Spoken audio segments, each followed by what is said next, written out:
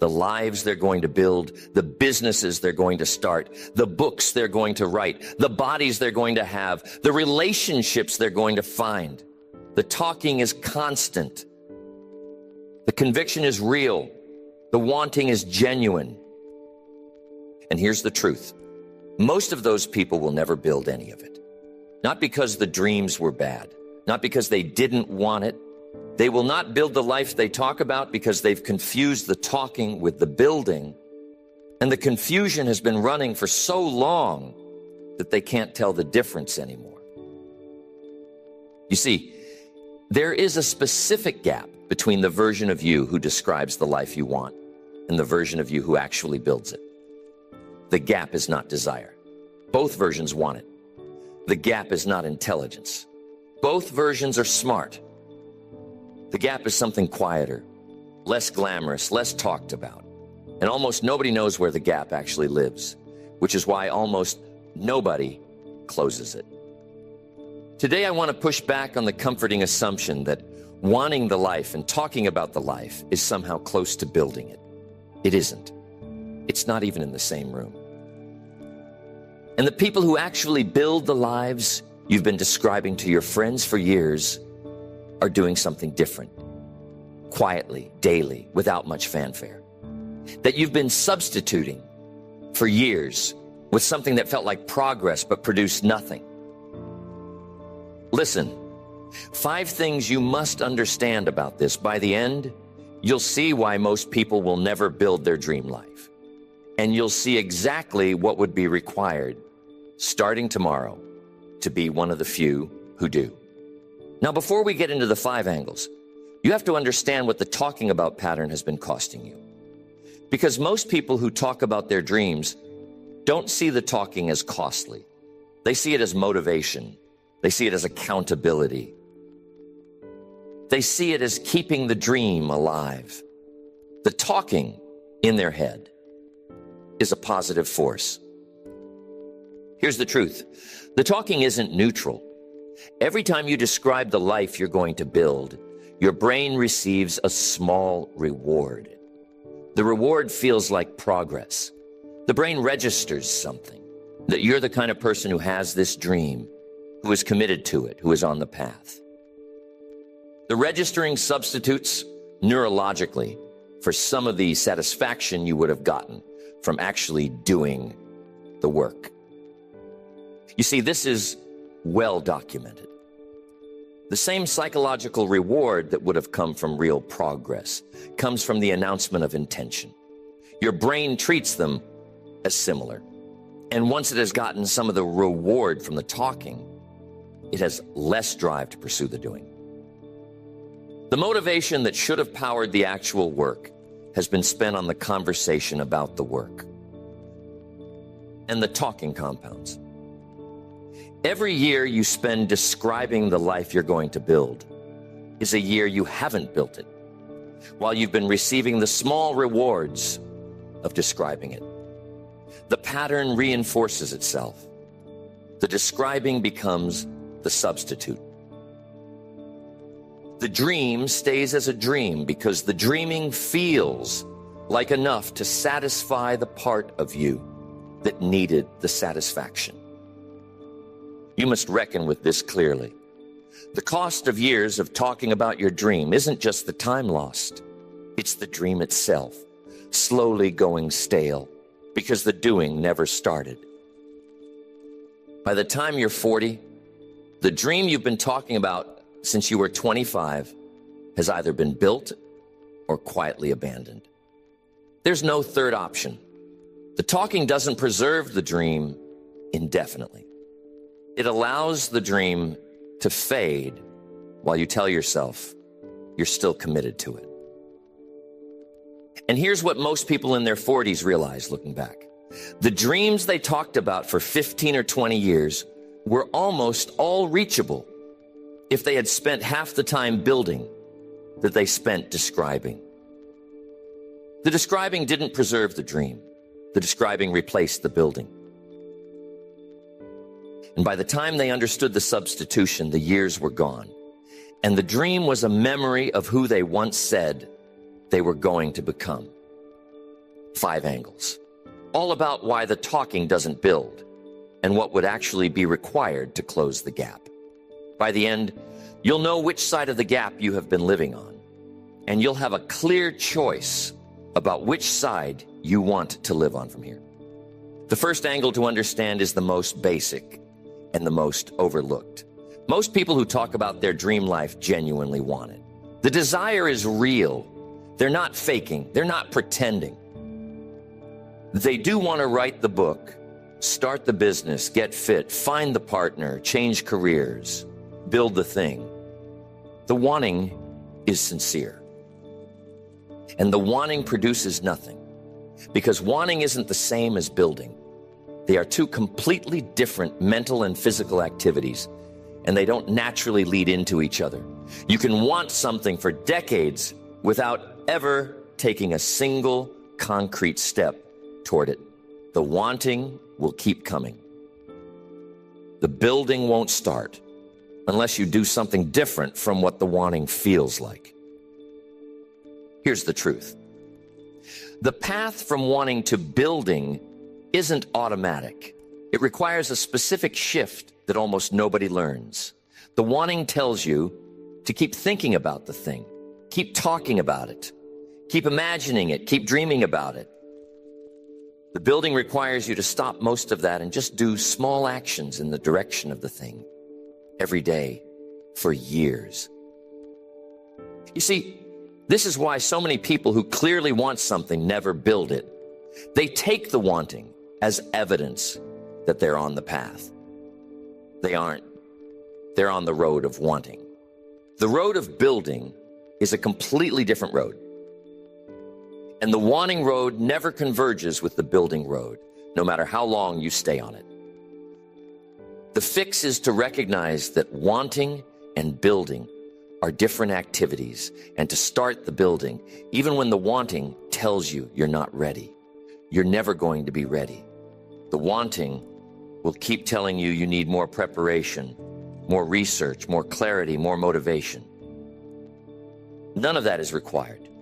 What's required is to start the small daily action that constitutes the actual building. You can want and build simultaneously. The wanting will probably continue. You don't have to suppress it. But you stop treating the wanting as progress. The wanting is just a feeling. The building is the work.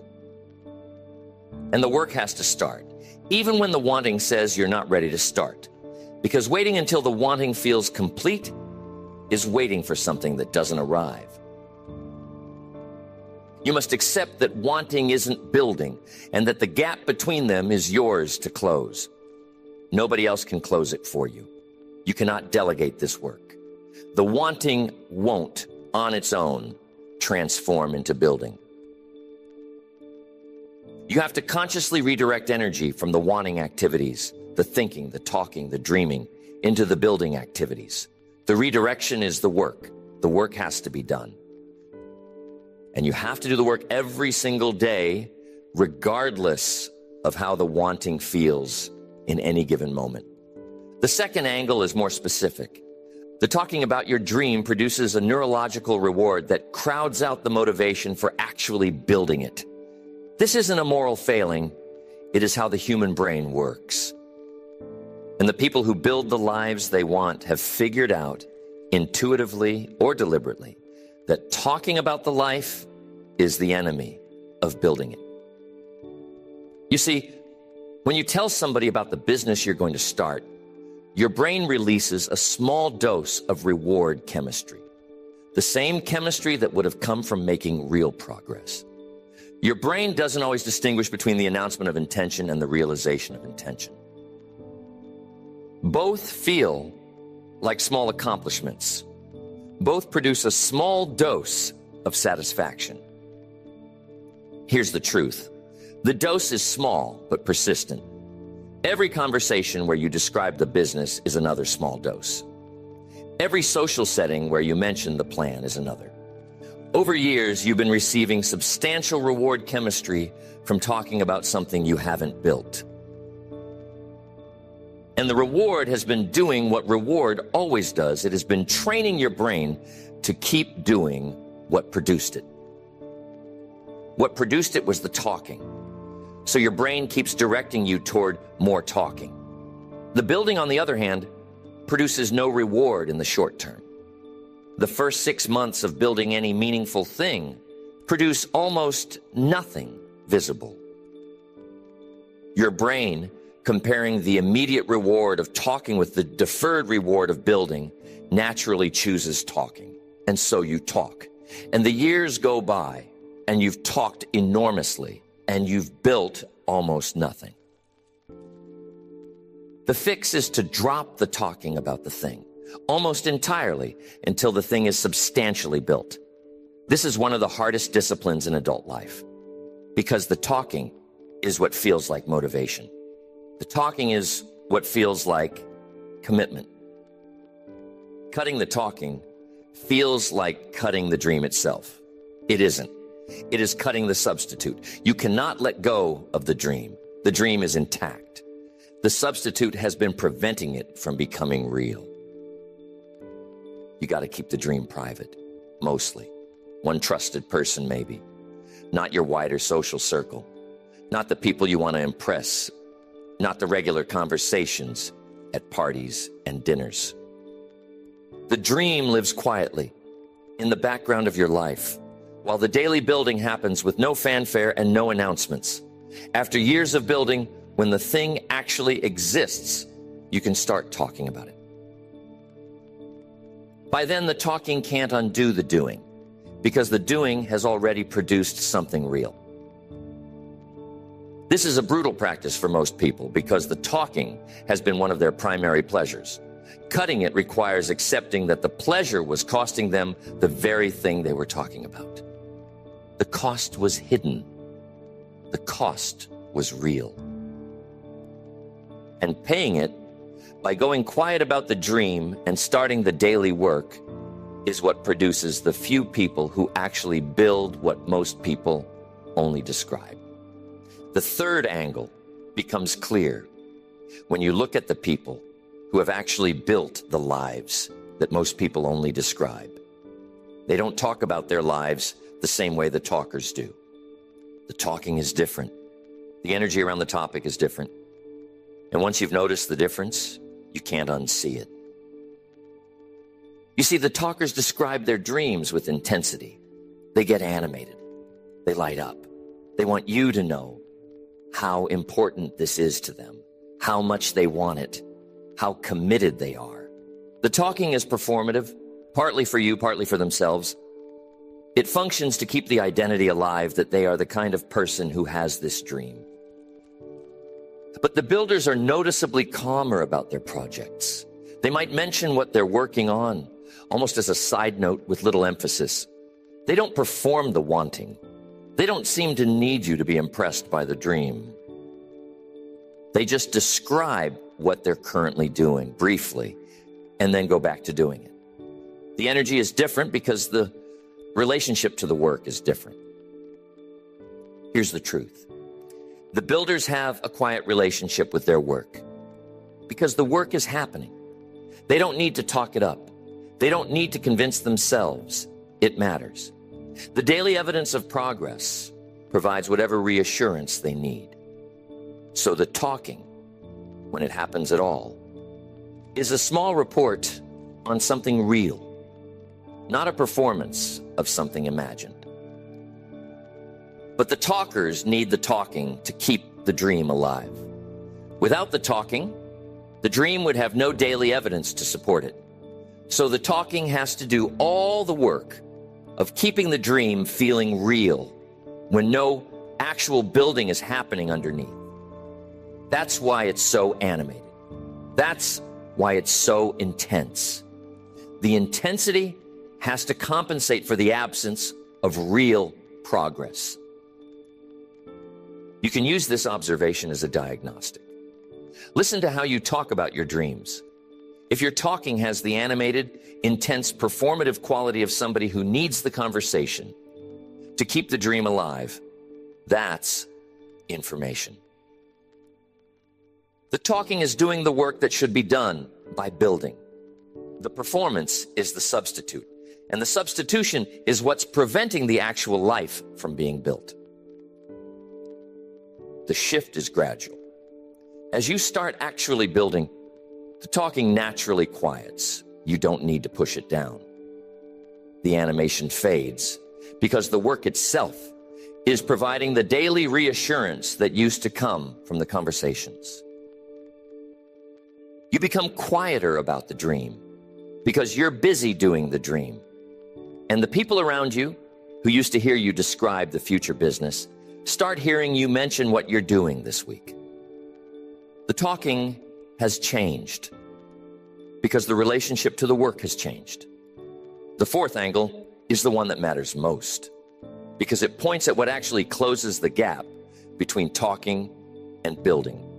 The gap is not closed by motivation. It is not closed by clarity. It is not closed by passion. The gap is closed by tolerance for unglamorous, repetitive, often boring daily work.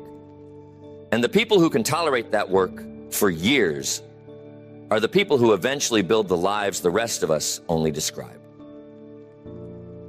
You see, every meaningful dream has an unglamorous reality behind it. The novel is daily pages, most of which are bad. The business is daily emails, calls, and small decisions, most of which feel unimpressive. The body is daily training and food choices, most of which are tedious.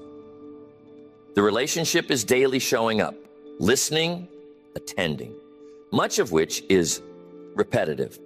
The dream is the result. The daily work is the actual building. And the daily work isn't as exciting as the talking suggests it should be.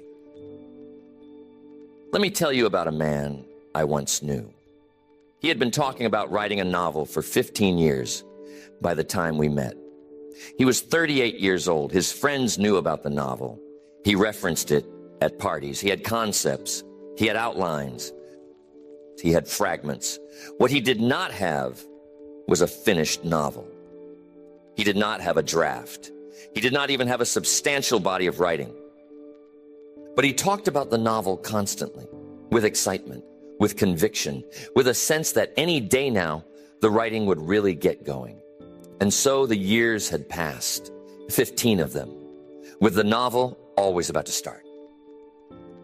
He happened to attend a writer's workshop. There, he met another man, roughly his age, who had just published his second novel. He cornered the published writer at a coffee break. He asked the obvious question, "How did you do it?" The published writer thought for a moment. Then he gave an answer that almost broke our talker. He said, "I wrote 500 words a day for 3 years on the first book. It was almost always bad. I edited it 80 times. The work was tedious. Nothing about it felt like the novel writing life I had imagined when I was younger. I just kept doing 500 words a day. After 3 years, I had a finished, edited, publishable book. The second one took 2 years. Same method. 500 words a day. No drama. No magic. Just the daily work." The talker was quiet for a long time. He had been imagining the novel writing life as something glamorous, some mix of inspiration and craft and identity and ritual. He had been waiting for that life to begin. The published writer's version was something completely different. A daily grind of mostly bad pages, repeated for years, with almost nothing about it that felt like the imagined life of a novelist. And in that moment, the talker understood what 15 years of talking had been preventing him from seeing. The gap between him and the published writer was not desire. He had wanted it as much as anyone. The gap was not talent. He could write. The gap was tolerance for the unglamorous daily work. He had been unwilling to do 500 words of mostly bad writing every day. He had wanted to write only when it felt inspired, only when it felt like the novel writing life he had imagined. And so he had written almost nothing in 15 years. He started his 500 words a day, 2 days after that conversation. Most days the writing was bad. Some days it was terrible. He kept going. 2 years later, his first novel was done. The talking, which had filled 15 years, was finally less than the doing. The doing had taken 2 years. The talking had taken 15. He told me when the novel was published, every single day of those 2 years was tedious. Every single day, the writing was harder than the talking had ever been. But every single day produced something. The talking, for 15 years, had produced nothing. 2 years of unglamorous daily writing had produced a real book.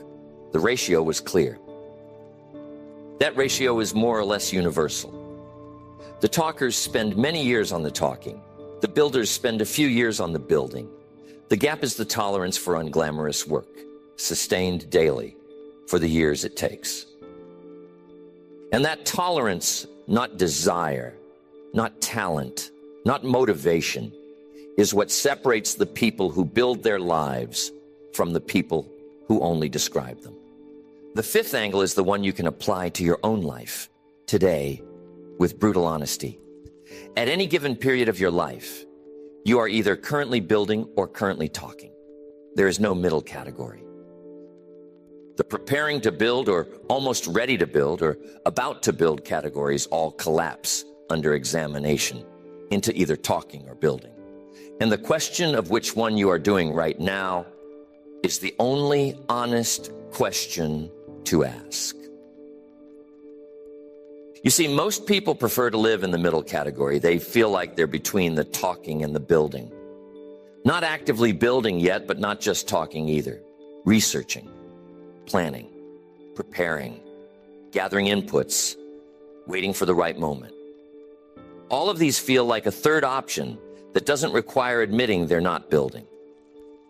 Here's the truth. The third option is mostly talking with extra steps. Researching the business isn't building the business. Planning the novel isn't writing the novel. Preparing to start training isn't training. The activities feel like progress but produce nothing.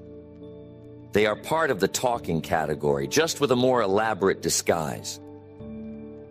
The honest question is, what does the actual building look like, and am I doing it daily? For the novel, the actual building is words on the page, daily. For the business, the actual building is customers, sales, products shipped, daily. For the body, the actual building is workouts, food choices, sleep, daily. If you can name the daily action that constitutes building, and you are not doing it daily, you are talking. The talking might be sophisticated, the activity might be elaborate, but if it isn't the actual building, it's talking. You must apply this test ruthlessly to your own life. You must pick the dream you've been describing. Identify what the actual daily building would look like. Then ask, am I doing that daily? If the answer is no, you are not building. You are talking. The talking might be impressive. The talking might feel committed. The talking might involve research and planning and conversations, but it is still not building. The good news is that the diagnosis points directly at the fix. If you are currently talking, you start building today with the smallest possible version of the actual daily building action. 500 words, 1 sales call, 1 workout. Whatever the irreducible daily building action is, you do it today, and then again tomorrow. You got to do it again the day after. You don't have to build perfectly. You just have to start being in the building category instead of the talking category. The moment you do the first day's actual building action, you have moved from one side of the gap to the other. The talking version of you has stopped being who you are. The building version has begun. And once that shift is made, the years of building start producing what the years of talking never could. So here is the inversion you must make. Stop assuming that wanting the life and talking about the life is meaningfully different from sitting on your couch. It isn't. The wanting and the talking produce no actual results in the world. They produce internal reward, which feels like progress, while quietly preventing the real progress that would have come from actual building. The fix has 3 parts. You must first go quiet about the dream, almost entirely with one trusted person at most. Not your social circle, not the parties and dinners, not the casual conversations where you used to describe the future business, the planned book, the dream relationship. The dream becomes private. The daily building happens without commentary. You must, second, identify the actual daily building action. For your specific dream, what is the smallest, most repeatable thing that, done every day, would constitute real building? 500 words for the novel, 1 outreach for the business, 30 minutes of training, 1 small concrete daily action, identified precisely, that constitutes the actual building rather than preparation for building. You must, third, do the action every single day, regardless of how it feels. Not when you're inspired, not when conditions are perfect, not when you have time. Every day. The tedium is the point. The unglamorous repetition is what produces the result. The work is mostly bad. The work continues anyway. The daily action, sustained for years, eventually produces what the talking never could. But here's the truth.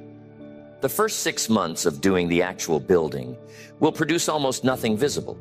You will be tempted to start talking about it, to get the reward chemistry that the talking used to give you. Resist. Keep building. Keep quiet. Trust that the daily action is doing the work, even when the work isn't visible. I am telling you, around year 2, things start to become visible. The novel has a substantial draft. The business has its first real customers. The body has changed. The relationships have deepened. The visible progress validates what was happening in the invisible months. You're now able to talk about it because there's something real to talk about. And the talking, when it finally happens, is different. It's the calm description of work in progress, not the animated performance of a dream. It has the energy of the builders, not the talkers. Because that's what you've become, somebody who builds, not somebody who talks about building. That's the whole reframe. You must stop substituting the talking for the building. Identify the daily action. Do it every day. Go quiet about the dream until the building has produced something real. The rest takes care of itself over the years it takes in the way it has always taken. So here is what I want you to carry with you. Most people will never build the life they talk about. The dream you have been describing for years, the future you have been pointing at in conversations, most people in your situation will not build it. The talking will keep going. The building will not start. The years will pass. And the dream will quietly fade while the talking continues. You don't have to be one of those people. The fix isn't complicated. The fix is uncomfortable because it requires giving up the daily reward of talking about the thing. And it requires accepting that the actual building is mostly unglamorous and slow, but it is reachable, available, doable, starting today. I am telling you, the version of you who starts the daily building action today is going to be in a completely different place in 5 years than the version who keeps talking. Not by a little, by a lot. Because the math of daily action, sustained for years, is the math that produces all the lives the talkers only describe. You must pick one dream, just one. The one you've been talking about longest. The one you can describe in detail. The one you've been pointing at for years. That one. You must identify the daily building action that would actually move it forward, not the preparation, not the research. The actual daily building, 500 words, one call, 30 minutes, something specific, something doable today. And then do it today, right now if you can. Not after this is over, now. Every single day after this is another build day. The first day's action is the most important one, because it moves you from the talking category to the building category with one concrete act that the previous version of you never quite got around to. You got to do it again tomorrow, and the next day, and the next, for a year, for 2 years, for however long the dream actually takes to build. The years will pass anyway. The question is whether they pass with you talking or with you building. The choice happens every single day with whether you do the actual daily action. Today is the first day. The rest of the building, the years of it, follow from this one action.